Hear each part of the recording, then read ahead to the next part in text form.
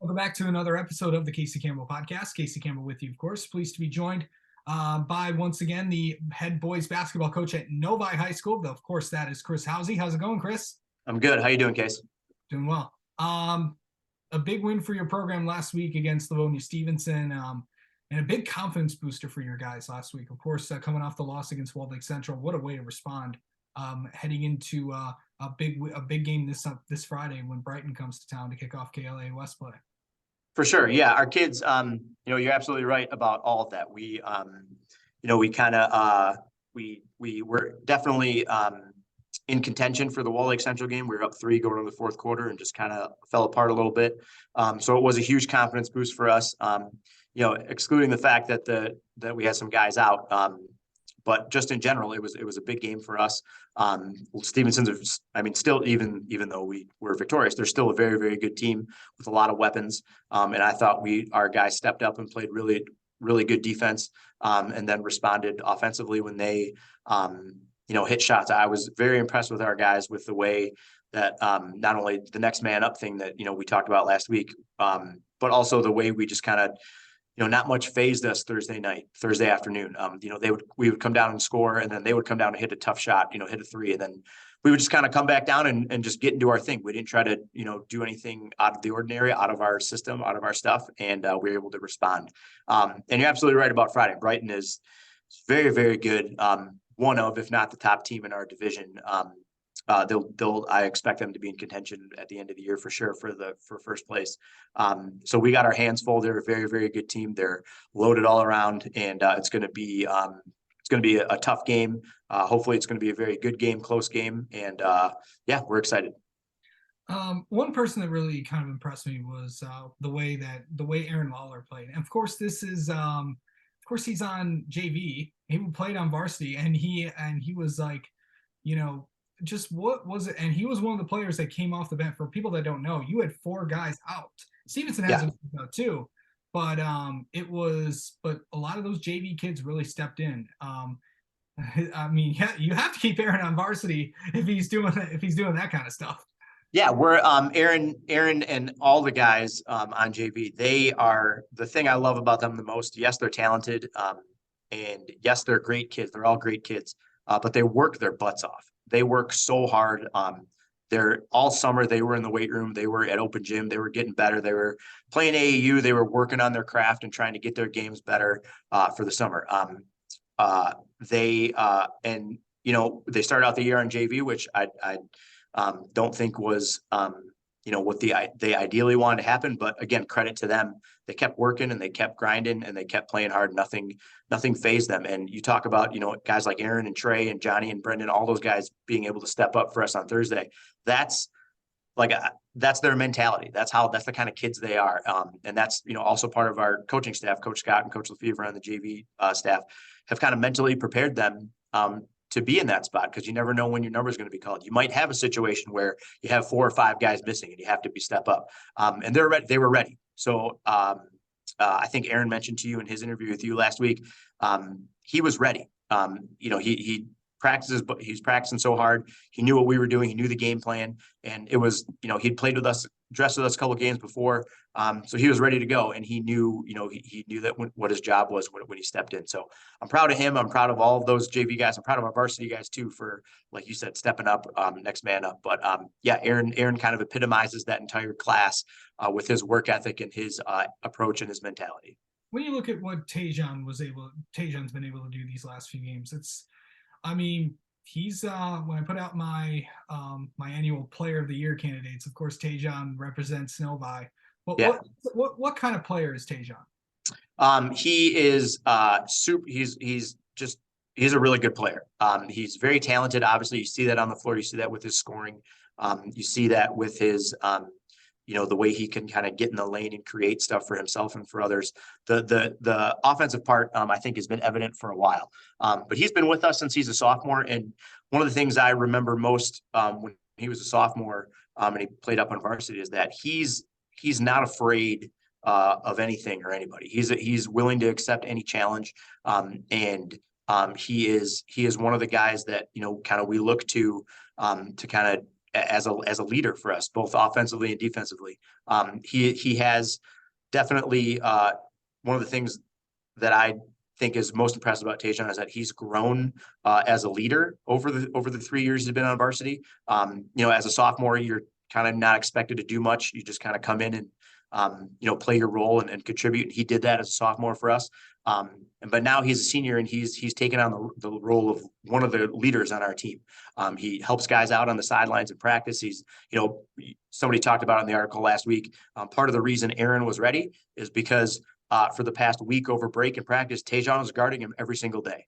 So he's up in Aaron's face. He's guarding him. He's making him work in practice, which helps get Aaron ready, for varsity. So that's the kind of kid Tajon is. He wants to win. He's a competitor, and he'll do whatever it takes to get the job done. So whether it's him doing stuff himself or setting up other guys, or even taking guys, in that leadership role, taking guys under his wing a little bit and showing them how to do stuff.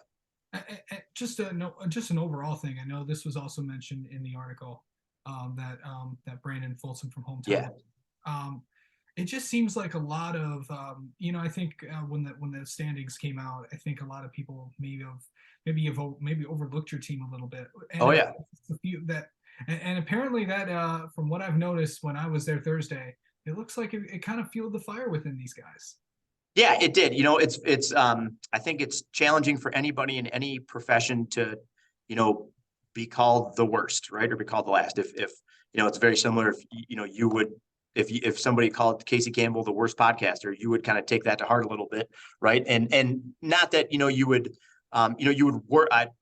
work to make that differently. And I think that's the kind of mentality that our kids have taken on. They know that we're a little overlooked, not anymore, to be honest with you, but we know that to start the year, they were a little overlooked. And, that motivated them not just to come out and talk a bunch of trash or be arrogant. That motivated them to be better and to work harder in practice every day. And, we talk all the time about, actions speak louder than words and earning things. And yes, we've had a good start to the year, but as I mentioned to the kids today and last week, everybody's 0-0 now that league is starting, the league play starting. So everybody's got the same record. And if we rest on our laurels, if we come out Friday night against Brighton and say that, oh yeah, we had a good game against Stevenson, we're good to go, we're going to get beat, and we're probably going to get beat pretty bad. So we have to keep working. We have to keep grinding. I really like that that's the mentality our guys have adopted is that, we play with a little chip on our shoulder, but it's rooted in hard work. It's rooted in the fact that, just because somebody says something about us doesn't mean that we're automatically going to surpass that. We have to work to earn that respect that we want. And we've done that so far. And, but like I said, it doesn't really mean much now that league play starting Friday. For sure. So let's talk about league play starting Friday. Sure. Brighton's coming to town. I will be there as well, so that'll be fun. But when you look at Brighton, and I'm going to see them later tonight, what I'm pretty sure you've watched the film and Mike Rice always brings a very talented team, and this is a team that's pretty dangerous. And they beat a really good Stevenson team. Yeah. But overall, it starts at the top with Millington and of course with Ashton. Yeah, Mike's a great guy and a great coach. I've gotten to know Mike pretty well over my 5 years here at Novi. He's a great guy, and like I said, a really good coach. He'll have his guys ready to roll. He'll have his guys prepared.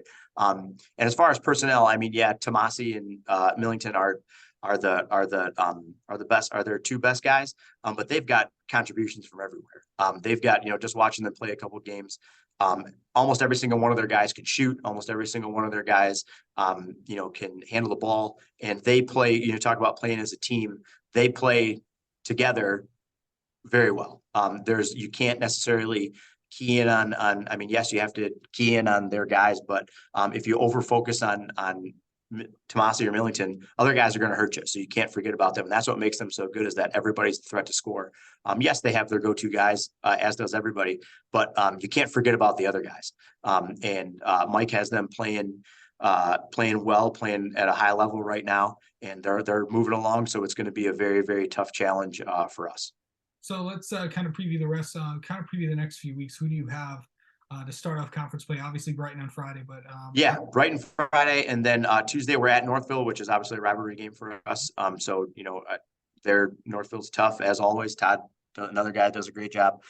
They're going to be ready to go. If you can't get up for Novi Northville, I don't I got nothing for you. And then we have Canton. We're home against Canton following that. So Jimmy, Canton's playing at a very high level. Their record is not, I'm sure, where they want it to be, but they're super talented. They've played a very, very tough schedule, and they're going to be ready to go for league play. So a little bit of a gauntlet for us to start, and then we actually go at Howell the following Tuesday, which is always a tough place to play. So a pretty brutal little 4-game stretch for us to start the league play, but hopefully we'll be ready to go, and we'll be working hard, and we'll be able to give some good competition. What do you want to see out of this team in these next few games? Just compete, really, to be honest with you. I think that a big thing for us is going to be just continuing to improve, right? Not resting on what we've accomplished so far, but kind of looking forward to the future, right? It's yes, it's the next man up, and guys have done some. I've just told the guys in practice today, we've done some good stuff so far, but we're not where we're at, and we're not where we want to be going simply just by showing up. We have to continue to work hard. And now that league play is starting, we have to step it up and work even harder in practice and be dialed in and locked in all the time. Every possession matters in league play. Every night is tough. All the coaches are good. All the players are disciplined and run their stuff very well. So we have to be ready, because if we're not, we're going to get beat. That's our goal. My goal for our team is just get better every day and keep improving. We obviously want to do well in league play, and we're at the same time trying to get ready for March. So I'm just hoping our guys can, take it a day at a time and work hard, and we'll be ready to go for the next game. All right. Chris Housey, thank you so much for coming on and talking with us, and best of luck Friday against Brighton. All right. Thanks, Casey.